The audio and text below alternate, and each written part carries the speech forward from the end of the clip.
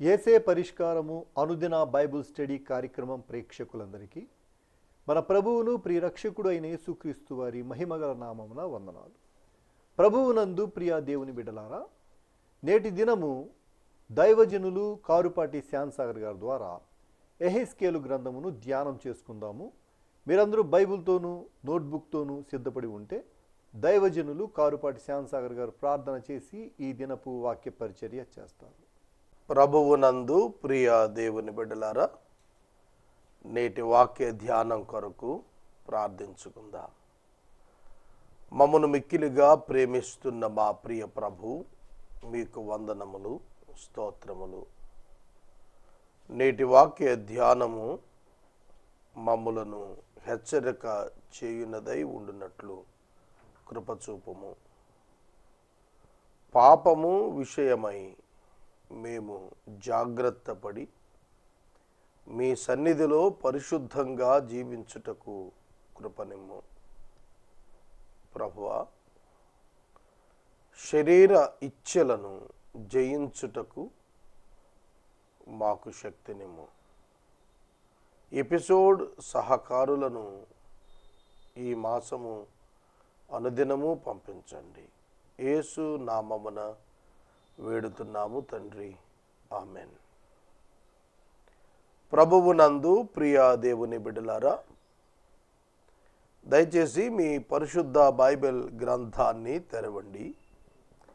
ఎహెస్కేలు గ్రంథము 20వ అధ్యాయము 21వ వచనము నుండి వాక్యమును గమనించండి. ఎహెస్కేలు గ్రంథము 20వ అధ్యాయము 21వ వచనం. గత రాత్రి 20 వచనాలు ధ్యానించాం. వాటి కొనసాగింపు. దేవుడైన యెహోవా ఇశ్రాయేలు జనాంగముతో నిబంధన చేసినప్పుడు విధులను కట్టడలను వారికి దయచేసినప్పుడు ఆయనకు వారికి మధ్య ఒక భౌతిక సూచన విశ్రాంతి దిన ఆచారం ఇచ్చాడు. 10 ఆజ్ఞలు చూడండి. 10 ఆజ్ఞల్లో దేవునికి మానవునికి మధ్య ఉన్న ఆజ్ఞలు 4. ఈ 4 కూడాను మీరు గమనించినట్లయితే, మొదటిది, నేను తప్ప వేరొక దేవుడు ఉండకూడదు. 2, ఏ విగ్రహమునైనా చేసుకోకూడదు. 3, ఆయన నామమును వ్యర్థముగా ఉచ్చరింపకూడదు. కూడదు. డోంట్స్ 3 చెప్పాడు. కూడవలసినది ఏమిటి, చేయవలసినది ఏమిటి, జరగవలసినది ఏమిటి అనగా విశ్రాంతి దినాచారము. దేవునికి ఇశ్రాయేలీయులకు మధ్య ఇది సూచన. వారు దేవుడు పరిశుద్ధపరిచి ఇచ్చినదిగా భావించి అనుసరించాలి. కొన్ని నియమాలు ఇచ్చాడు. విశ్రాంతి దినం ఏ పని చేయవద్దు, దేవునితో గడపాల్సిన సమయం. మానవుని మేలు కొరకు విశ్రాంతి దినం పాత నిబంధనలో ఇశ్రాయేలీయుల కొరకు విధించాడు. వారు ఐగుప్తు దేశములో ఉన్నప్పుడు వారికి విశ్రాంతి తెలియలేదు. వారు బానిసలుగా ఉన్నారు. వారికి హక్కులు లేవు. వారు పరిమితి మించిన పని భారం మోపబడి సతమతమవుతూ బాధ నొందుతూ ఉండేవాళ్ళు. కాబట్టి దేవుడు ఆ జనాంగానికి విశ్రాంతిని ఒక సూచనగా ఉంచి ఆచరించమని చెప్పాడు. They don't have time to spend with God. పని ఒత్తిడి చేత ఐగుప్తులో ఇజ్రాయేలు జనాంగానికి సమయం లేదు దేవునితో గడపటానికి. కానీ దేవుడు ఒక రాజ్యంగా ఏర్పాటు చేసిన తరువాత వారు దేవునితో ఒక దినం గడపటానికి తమ పనులను మాని విశ్రాంతిని తీసుకుని, దేవుడు ఏ విధంగా 6 దినములు సృష్టి చేసినప్పుడు పనిచేసి 7వ దినమున పని నుండి విరమించాడో, పని నుండి విరమింపు, విశ్రాంతి దినం అన్నప్పుడు పని నుండి విరమించి ఉన్న దినము, మరలా పని ప్రారంభం.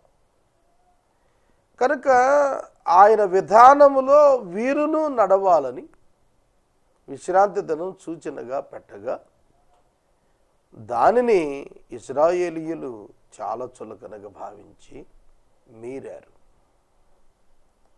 6 రోజులు వ్యాపారం జోరుగా సాగుతోంది.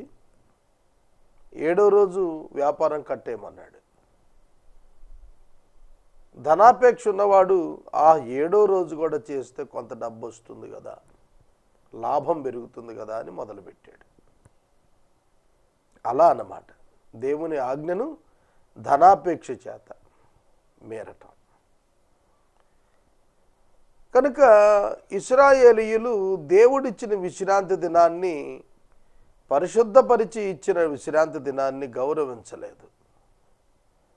దాని కారణంగా దేవుని అగౌరవపరిచినట్లుగా దేవుడు భావించాడు. 21వ వచనం నుండి చదువుతాను. అయినను జనులు సహా నా మీద తిరుగుబడి తాము అనుసరించి బ్రతకాలని నేనిచ్చిన నా కట్టడలను అనుసరింపకయు, నా విధులను గైకొనకయు, నేను నియమించిన విశ్రాంతి దినములను అపవిత్రపరిచిరి గనుక వారు అరణ్యములో ఉండగానే నేను నా రౌద్రాగ్ని వారి మీద కృమ్మరించి నా కోపము వారి మీద తీర్చుకొందును అని అనుకొంటిని. చూడండి, తన స్వగతాన్ని నెమరు వేస్తున్నాడు దేవుడు. తానేమనుకున్నాడో చెబుతున్నాడు. కానీ ఏం చేశాడో తర్వాత వచనంలో చెప్పాడు. ఆయన క్యారెక్టర్ అది. క్షమాగుణం కలిగిన వాడు దేవుడు. మనుషుల యొక్క పాపాన్ని బట్టి మనుషులను చంపాలని దేవుడు అనుకుంటే మానవజాతి ఎప్పుడూ అంతరించిపోయేది. ఆది పితరుడైనటువంటి ఆదామును సహితం దేవుడు పాపం చేసిన వెంటనే శారీరక మరణానికి అప్పగించలేదు. తన కృపచేత ఆదామును క్షమించినట్లుగా చూస్తున్నాం. అతనికి రావాల్సిన శిక్ష తన కుమారుని పైన మోపుటకు అతని పాపాన్ని ఒక జంతు బలి చేత కప్పాడు దేవుడు. ఇశ్రాయేలీయుల విషయంలో అయితే నేను ప్రత్యక్షమైన అన్యజనుల మధ్య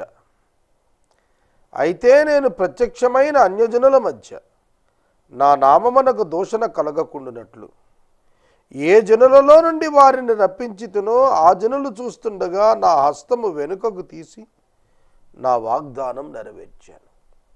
ఐగుప్తు దేశంలో దేవుడు మోషే ద్వారా 10 అద్భుతాలు చేశారు. అక్కడ తన ప్రత్యక్షత ఇచ్చారు వారికి.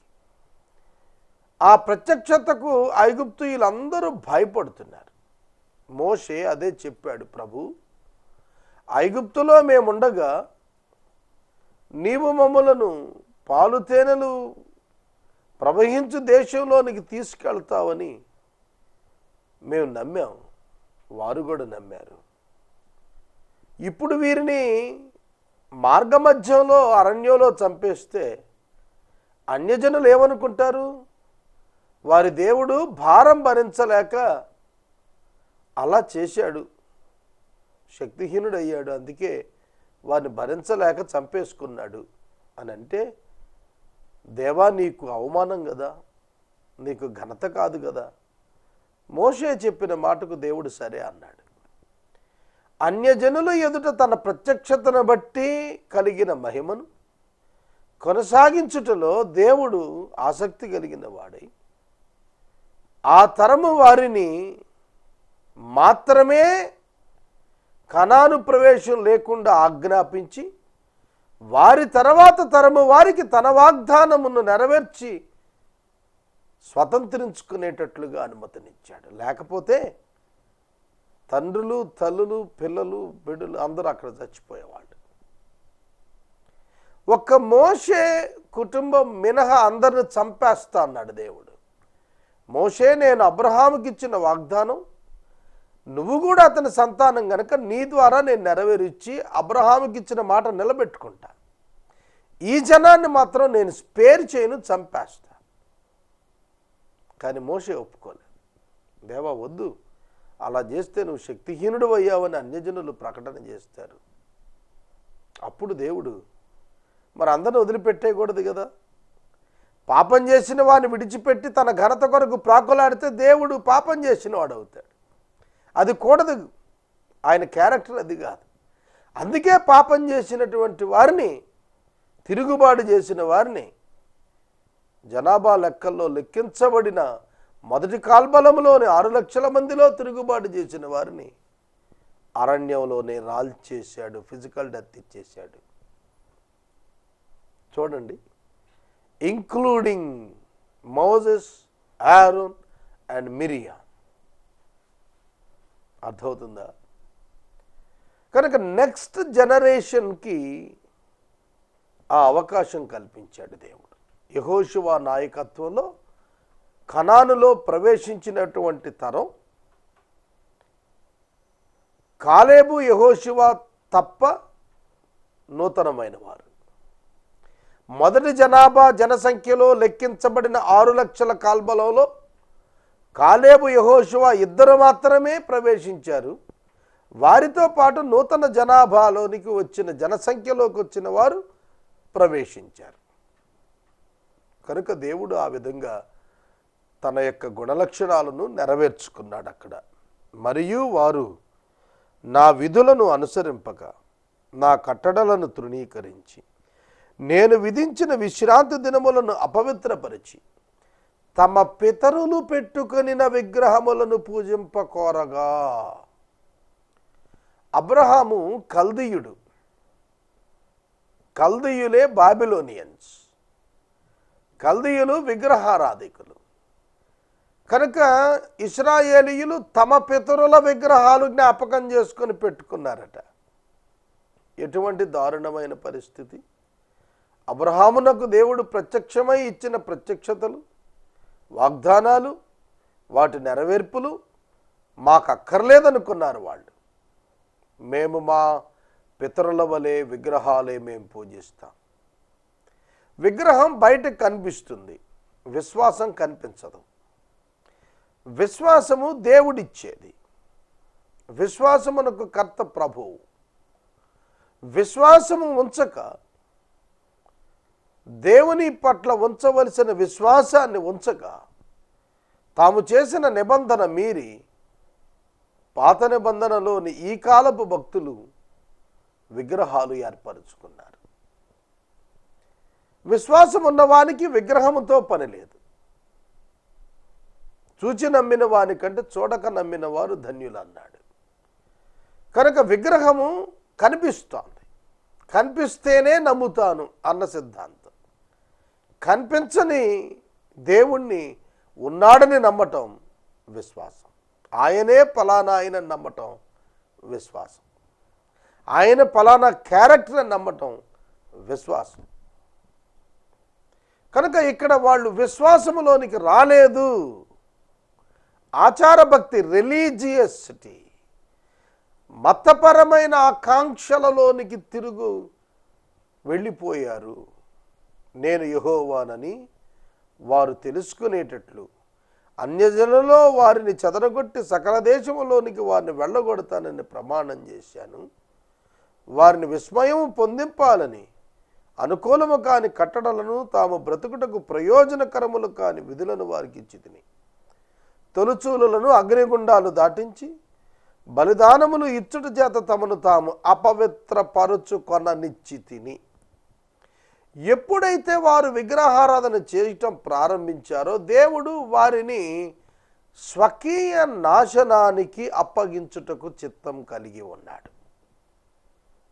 అందుకే వారు పిల్లలను తీసుకుని వెళ్ళి అగ్నిగుండాల్లో వేస్తున్నా, వారి పిల్లలను తీసుకుని వెళ్ళి విగ్రహాలకు బలులు ఇస్తున్నా మాట్లాడకుంటున్నాడు. ఎందుకంటే వాళ్ళు నాశనం అవ్వాలి.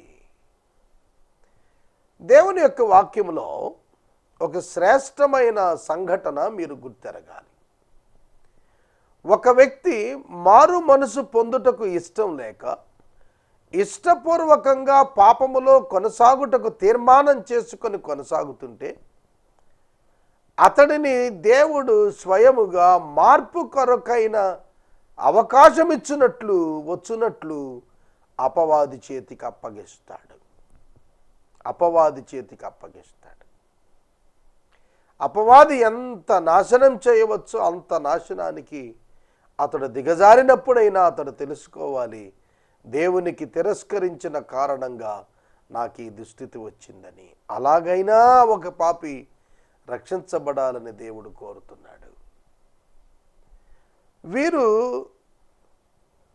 దేవుని యొక్క వాక్యములోని కట్టడలు వారు అనుసరించుటకు ఆసక్తి చూపరని ఎరిగి దేవుడు వారికి ఆజ్ఞలను అనుగ్రహించి వారి స్వకీయ నాశనానికి వారిని అప్పగించాడు. ఎవరి పాపమును బట్టి వారే నశిస్తారు. దేవుడు ఎన్నడూ ఉత్తరవాడి కాదు.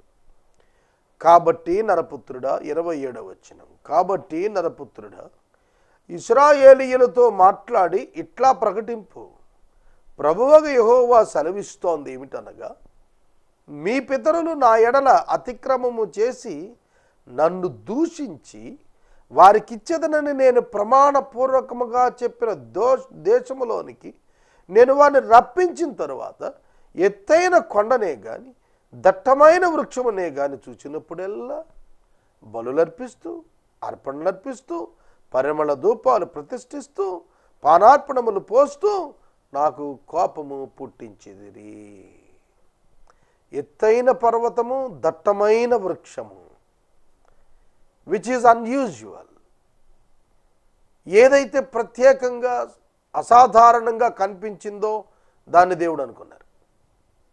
They used their earthly brain to understand God.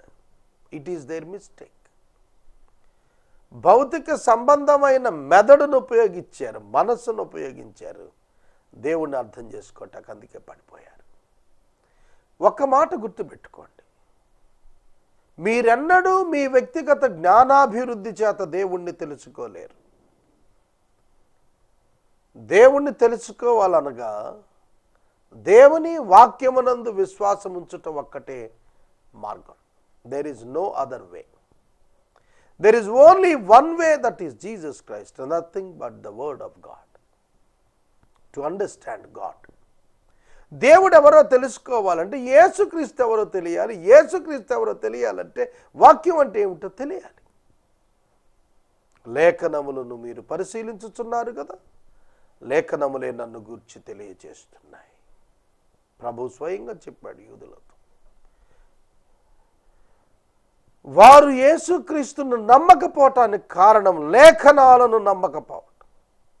వారు సూచక క్రియలు కోరారు, వారు అద్భుతాలు కోరారు, వారు మహత్యాలు కోరారు, వారు వాక్యాన్ని కోరుకోలేకపోయారు. వారు వాక్యాన్ని కోరుకోలేదు. అదే వారితో సమస్య. ఇప్పుడున్న మనం ఎలా ఉంటున్నాం? మనకు అద్భుతాలు కావాలా? మనకు మహత్కార్యాలు కావాలా? మనకు దేవుడున్నాడనే రుజువులు కావాలా? లేక దేవుడున్నాడని చెబుతున్న వాక్యాన్ని నమ్మే విశ్వాసం కావాలా? ఈనాడు చాలామంది క్రైస్తవులు they are only professed believers, they are not real believers. మేము విశ్వాసులు అని చెప్పుకుంటున్నారు కానీ విశ్వాసులు కారు. ప్రొఫెస్డ్ బిలీవర్స్, ప్రకటించుకుంటున్నారు విశ్వాసులని. They are not of the faith, విశ్వాస సంబంధులు కాదు. చూడండి, నరపుత్రుడా ఇశ్రాయేలీయులతో ఈలాగు ప్రకటించుము, ఇశ్రాయేలీయులతో ఈలాగు ప్రకటించుము, నాకు కోపం పుట్టించారయ్యా. ఇది చెబుతున్నాడు. ఎత్తైన కొండను చూస్తే చాలు, దట్టమైన చెట్టును చూస్తే చాలు, భక్తి ఎక్కువ చేసుకున్నారు, భయం లేకుండా పోయింది. భక్తే ఫైనల్ అనుకున్నాడు, నీతికి స్థానం లేకుండా చేసుకున్నారు.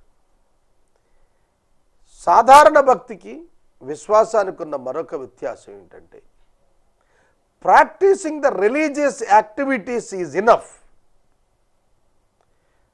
మంచి కార్యాలు, నీతి కార్యాలు, ధర్మ కార్యాలు, మత కార్యాలు చేస్తే చాలు పరలోకానికి వెళ్తాం అనుకోవటం బైబిల్ అగ్రీ కాలేదు, ఒప్పుకోలేదు. విశ్వాసము చేతనే మనం కృప ద్వారా పరలోకానికి వెళ్తాం. Reward is different and the salvation is different. Reward for the believers are different from the salvation received by the believers as a free gift. విశ్వాసులు ఉచితముగా కృప ద్వారా రక్షణను వరముగా పొందుకుంటారు. పొందుకున్న వారు పనిచేసినందుకు దేవుడు బహుమానం ఇస్తాడు. That is different. But salvation comes through the faith by the grace. ఇది మాత్రం ఎన్నడూ మరిచిపోవద్దు. కనుక నేను ధర్మకార్యాలు చేస్తే పరలోకానికి వెళ్తాను, పుణ్యకార్యాలు చేస్తే నాకు దేవుడు పరలోకం ఇస్తాడని భ్రమపడవద్దనేది వాక్యము చెబుతున్న సత్యమని ప్రభువు పేరిట నేను మనవి చేస్తున్నాను. మీరు పోవచ్చున్న ఉన్నత స్థలాలు ఏమిటని నేను అడిగి తిని, కాబట్టి ఉన్నత స్థలమును పేరు నేటికి వాడుకలు ఉన్నది. ఎత్తైన కొండలు చూచినప్పుడు ఉన్నత స్థలాలు హై ప్లేసెస్ అంటే కొండలు ఎక్కడం అన్నమాట. ఇప్పటికీ ఆ సంస్కృతి ఉన్నది కదా. క్రైస్తవులు కూడా డిఫరెంట్ నేమ్స్ పెట్టుకుని కొండలు ఎక్కుతున్నారు ఇప్పుడు. అంటే వాళ్ళు కష్టపడి రీచ్ అవ్వాలి దేవుని దగ్గరికి. That is their aim. No, salvation is free and it is very simple and easy to get it. అది ఇష్టం లేదు. ఊరికే ఉన్న చోటే అడుగు ఇచ్చేస్తానని ప్రభు అంటే వద్దు. మేము ఎత్తైన స్థలంకి ఎక్కాల్సిందే. మేము చాలా శరీరాన్ని అణుచుకోవాలి, బాధ పెట్టుకోవాలి, ఆయాసపరుచుకోవాలి. అందరికంటే ప్రత్యేకంగా మమ్మల్ని మేము చాటుకొని అక్కడికి వెళ్ళాలి. ఎంత కష్టపడి ఎక్కితే అంత బాగా రిజల్ట్ ఉంటుందనే భావన. అందుకే కొందరు మోకాళ్ళ మీద కొండలు ఎక్కేవాళ్ళు ఉన్నారు, చెప్పులు లేకుండా కొండలు ఎక్కేవాళ్ళు ఉన్నారు, దొర్లుకుంటూ తిరిగేవాళ్ళు ఉన్నారు. అంటే శరీరాన్ని బాధపరుచుకుంటూ ఎత్తైన స్థలానికి వెళ్ళిపోతే మోక్షం దొరుకుతుందనే భావనలో ఉన్నారు. అందుకని ఏమిటి ఈ ఉన్నత స్థలాలు అని నేను అడిగాను కాబట్టి ఆ స్థలాలకు ఉన్నత స్థలాలు అని పేరు వచ్చింది అని అన్నాడు. నువ్వు ఎక్కడి నుండి చూస్తే అది ఎత్తైన స్థలం, పైనుండి చూస్తే చాలా కింద స్థలం. ఒక విమానంలో ప్రయాణం చేస్తూ నువ్వు ఒక కొండను చూస్తే అది కింద కొట్టదు. నేల మీద నువ్వు పైకి చూస్తే అది ఉన్నత స్థలం అనుకుంటా. కనుక మానవుని యొక్క ఉద్దేశాలు దేవుని వాక్యానికి భిన్నంగా పరుగులెత్తుతున్నాయి. ఇది మీరు గుర్తించాల్సిన ఆధ్యాత్మిక సత్యం. కాబట్టి ఇశ్రాయేలీయులకు ఈ మాట ప్రకటించు. ప్రభువైన యెహోవా సెలవిస్తోంది ఏమనగా, మీ పితరుల రీతిని మీరును అపవిత్రులైతిరే, వారు పెట్టుకున్న విగ్రహాలు అనుసరించి మీరును వ్యభిచారులైతిరే. నిబంధన వారొక్కరితే చేయలేదు, తరతరాలకు ఈ నిబంధన నేను చేశాను. అబ్రహాముతో నిబంధన చేసి వదిలేశాడా? అబ్రహాము సంతానంతో కూడా దేవుడు నిబంధన అబ్రహాముతోనే చేశాడు. కనుక అబ్రహాము సంతానానికి దేవుడు చేసిన నిబంధన కంటిన్యూ అవుతోంది. కాబట్టి దేవుడు చెబుతున్నాడు, మీరేమిటి మీ పితరుల్లాగానే మిమ్మల్ని మీరు అపవిత్రపరుచుకొని వ్యభిచారంలో పడ్డారు. వ్యభిచారులైతిరే, యాత్న ఉంది, రే అనే పదం. మీరు మీ వ్యభిచారానికి కారకులయ్యారు, మీరు మీ అపవిత్రతకు కారకులయ్యారు, మీరు మీ పితరులతో నేను చేసిన వాగ్దానానికి, వాక్య నిబంధనకు వ్యతిరేకులై మీ ఇష్టానుకూలంగా నడిచారు. అన్యజనాంగం నడుస్తున్నారు. ఒక విధంగా తప్పు లేదు, వాళ్ళకు నిబంధన లేదు. కానీ మీకు నేను దొరికాను, ప్రత్యక్షమయ్యాను, వాగ్దానం ఇచ్చాను, ప్రవక్తలను ఇచ్చాను, ధర్మశాస్త్రం ఇచ్చాను, మందసాన్ని ఇచ్చాను, మందిరాన్ని ఇచ్చాను, ఎన్ని అద్భుతాలు మీ మధ్య చేసి చూపించాను. మీరు నన్ను విడిచి విగ్రహాలతో వ్యభిచరించిరే. వ్యభిచారము అనేది భర్తను విడిచి వేరొక పురుషునితో పోవుట, వివాహపు నిబంధనను అతిక్రమించుట వ్యభిచారం. కనుక దేవుడు అడిగింది ఏమిటంటే ఆధ్యాత్మిక వ్యభిచారాన్ని గురించి మాట్లాడుతున్నాడు. నేను నీకు భర్తగా నిబంధన చేశాను కదా. God is the care taker of the people Israel. ఇశ్రాయేలీయుల పోషణ బాధ్యత తీసుకున్నాడు, భద్రత బాధ్యత తీసుకున్నాడు, ఆరోగ్య బాధ్యత తీసుకున్నాడు. అన్ని బాధ్యతలు తీసుకుని నిబంధన చేసి నడిపిస్తూ పోతుంటే నాకొద్దు దేవుడు అంటారే. అది దేవుడు అడుగుతున్నాడు. విగ్రహాలు చాలంటావే, ఎందుకు నీకు విగ్రహం? నిన్ను నడిపిస్తుందా? నీతో మాట్లాడుతుందా? నీ మనవి వింటుందా? నిన్ను చూస్తోందా? నో, లేదని చెబుతోంది వాక్యం. కేవలము చెక్క, రాయి, లోహం. It can't see, it can't hear, it can't speak. But God is not like that. దేవుడు అలా కాదు. నేను చాలా సందర్భాల్లో ప్రార్థన చేస్తున్నప్పుడు ఆమెన్ అని అనకుండా జవాబులు రావటం చూశాను. ఆ సందర్భాల్లో నేను పులకరించిపోయాను. దేవుణ్ణి సహాయం అడగటమే ఆయన సహాయం చేయటం నేను చూశాను. అది యాదృచ్ఛికం కాదు, చాలా చక్కగా నేను గ్రహించగలిగాను. God is hearing me, God is watching me, God is speaking to me. నాతో మాట్లాడుతున్నాడు. నేను అవగాహన చేయగలిగాను, నేను తెలుసుకోగలిగాను. ప్రియ సహోదరుడు, ఎవరినో మోసం చేయటానికి నేను చెప్పాల్సిన పని ఏంటి చెప్పండి? నిన్ను కన్విన్స్ చేయటానికి నేను అబద్ధాలు ఆడాల్సిన పని లేదే. అబద్ధం ఆడితే నువ్వు నాకేం డబ్బులు ఇవే, నేను అడగలేదే నిన్నిమ్మని. కనుక దేవుని వ్యక్తిగతముగా ఎరిగిన వారయ్యుండి మీరు ఇలా చేశారే, అది దేవుడి ప్రశ్న. నేటి వరకు మీ అర్పణలను మీరు అర్పిస్తూ కుమారులను అగ్నిగుండం దాటించినప్పుడు మీరు పెట్టుకున్న విగ్రహాలకు పూజలు చేసి అపవిత్రులవుతున్నారే. ఇశ్రాయేలీయులారా, మీరా నా యొద్ద విచారణ చేసేది? నా జీవము తోడు నా వలన ఆలోచన మీకు దొరకదు. నరహంతకుడైన కయ్యీనా దేవుని యొద్ద విచారణ చేసేది? వ్యభిచారి అయిన ఏశావా దేవుని యొద్ద విచారణ చేసేది? కూడదు. సహోదరుడా, సహోదరి, మన జీవితాలు చక్కదిద్దుకొని దేవునితో సమాధాన పడదాం. మన హృదయాలు పాప క్షమాపణ కొరకు ప్రభువు సన్నిధిలో వేడుకొని ఆయన కుమారుని ద్వారా కలిగినటువంటి ప్రాయశ్చిత్తాన్ని అనుభవించి ప్రభు దగ్గరికి వద్దాం. యేసుక్రీస్తు ఒక్కటే మార్గము, ఆయన ద్వారానే దేవునితో అనుసంధాన కార్యక్రమం, మరొక విధానం లేదనేది బైబిల్ చెబుతున్న సత్యం. ప్రార్థించుకుందాం. మనము ఇంతవరకు దైవజనులు కారుపాటి శ్యామ్సాగర్ గారి ద్వారా యెహెజ్కేలు గ్రంథమును ధ్యానం చేసుకున్నాము. ఈ కార్యక్రమం ద్వారా మీరు పొందుకొనుచున్న ఆత్మీయ మేలులు ఒక ఉత్తరం ద్వారా మాకు తెలియచేయండి. మీ ప్రార్థనా మనవులు మాకు తెలియచేస్తే ఏసే పరిష్కారం కార్యాలయంలో ఏర్పాటు చేసిన ప్రత్యేక ప్రార్థనా శిబిరంలో మీ కొరకు ప్రార్థిస్తాం. మీ కుటుంబ పక్షముగా ఒక ఎపిసోడ్ ప్రసారం చేయాలనుకున్నారు మాకు తెలియచేస్తే మా సిబ్బంది మీ గృహాలను దర్శిస్తారు. ముగింపు ప్రార్థన ఆశీర్వాదాలతో ఈ కార్యక్రమాన్ని ముగించుకుందాం. ప్రార్థన. ఎపిసోడ్ సహకారులు కావాలి, దయతో ప్రార్థించండి. మమ్మను మిక్కిలుగా ప్రేమిస్తోన్న మా ప్రియ ప్రభు, మీకు వందనాలు. నీ వాక్యము గొప్పది నాయనా. దానిని అనుభవంలో తెలుసుకోవటానికి మా ప్రేక్షకులకు సహాయం చేయండి. మీరొక్కడే దేవుడని తెలుసుకుంటానికి ఆధ్యాత్మిక మనోనేత్రాలు పరిశుద్ధాత్మ శక్తి ద్వారా తెరువమని ప్రార్థిస్తున్నాము. యేసు నామమున వేడుతున్నాము తండ్రి, ఆమెన్. తండ్రి అయిన దేవుని ప్రేమ, కుమారుడైన యేసయ్య కృప, పరిశుద్ధాత్మని యొక్క అన్యోన్య సహవాసం సదాకాలం మనందరికీ తోడైండును గాక. ఆమెన్.